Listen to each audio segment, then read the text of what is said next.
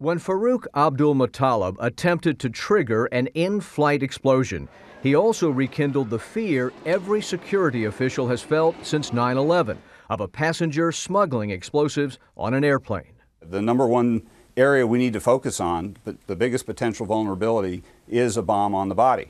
Eliminating that vulnerability has been a problem.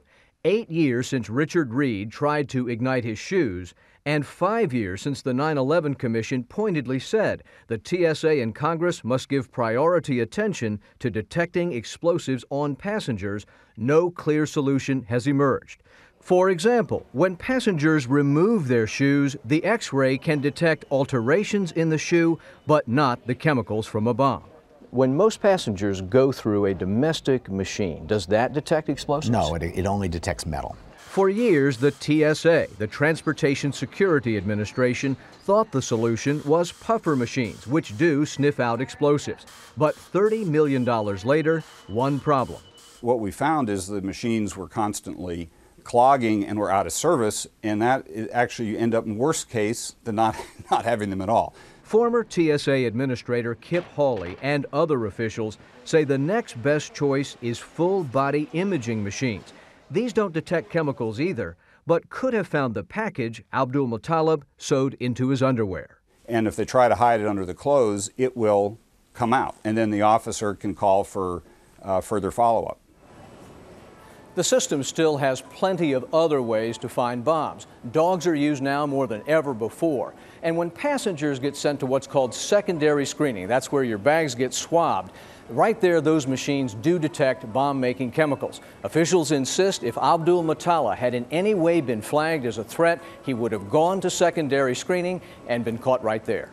Harry? Wyatt Andrews at Reagan National tonight. Thanks. By the way, two agencies created after 9/11 to keep potential terrorists off airplanes have been without chiefs for nearly a year. The Transportation Security Administration, as well as Customs and Border Protection. President Obama has made nominations to both posts, but the Senate hasn't acted on either of them. In the case of the TSA, a Republican senator blocked the nomination because he's concerned the new leader would try to unionize employees. Juan Zarate is CBS News national security analyst. He joins us tonight from Los Angeles. Juan, good evening. Thank you, Harry. Good evening. For several days now, we have been talking about this failure to connect these dots. Why is it so difficult, or why does it seem to be anyway?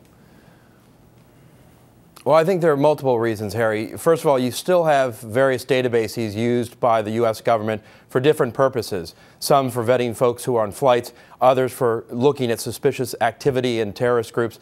And so you have multiple data. People also have to remember you have huge amounts of data out there, often in pieces and parts, and it still takes scud work, really hard work on the part of analysts to put pieces together.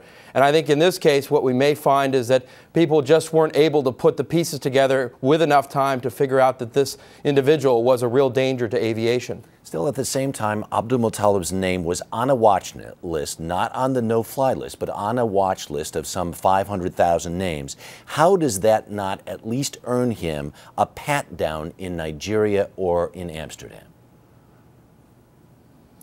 Well, Harry, there are actually there's criteria for the different lists that exist in the U.S. government, including for the no-fly list and then the selectee list, which is the list that requires the secondary search of an individual trying to travel. The government just did not have enough information developed about him, didn't put the pieces together to determine that he was enough of a danger to put him on the no-fly list or the selectee list. And very quickly, we've been talking also a lot about Yemen the last couple of days. How serious a threat are these seemingly hundreds more like Abdulmutallab who would follow in his footsteps? The problem of Yemen as a potential safe haven is serious, Harry. This is something that counterterrorism officials have been looking at for some time. Al-Qaeda has a presence there. Yemen is unstable and dealing with multiple threats, a rebellion in the north, secessionists in the south.